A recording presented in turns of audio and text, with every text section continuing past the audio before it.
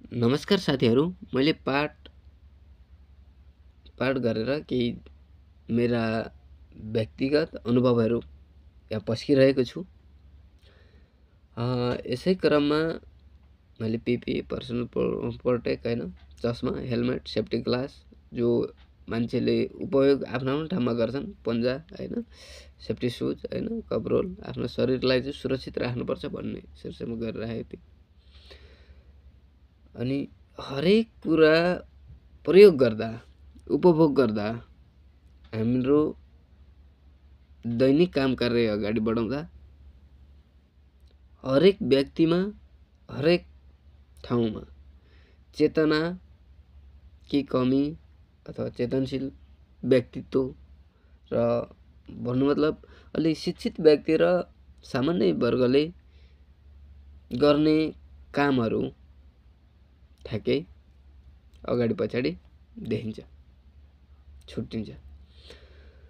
त्यसर्थ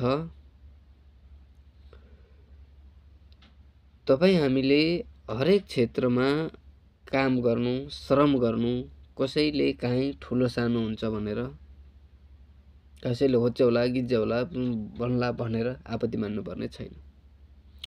श्रम गर्ने, मेहनत गर्ने, लगनशील गर्ने व्यक्ति नै कर्मठ मानिन्छ। उसको शारीरिक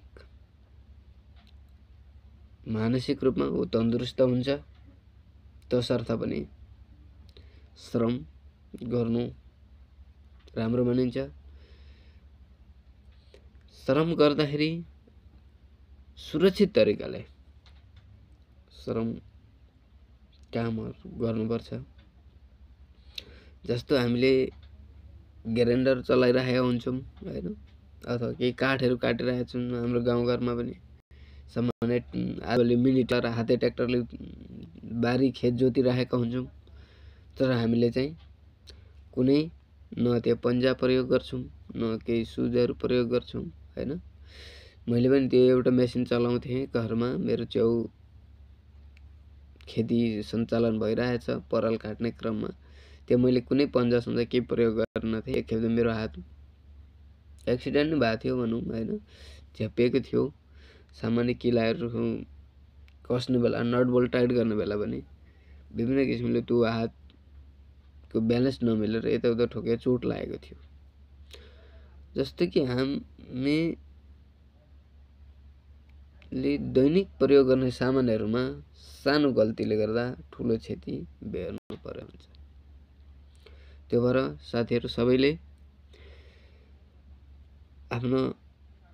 आफूले गर्ने दैनिक कामहरूमा सुरक्षित तरिकाले काम गर्ने गरौँ है।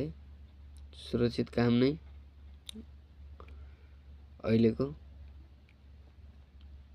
तपाईँ हाम्रो उन्नत, स्वस्थ, सबै काम मानिन्छ, शिक्षित व्यक्तिमा मानिन्छ।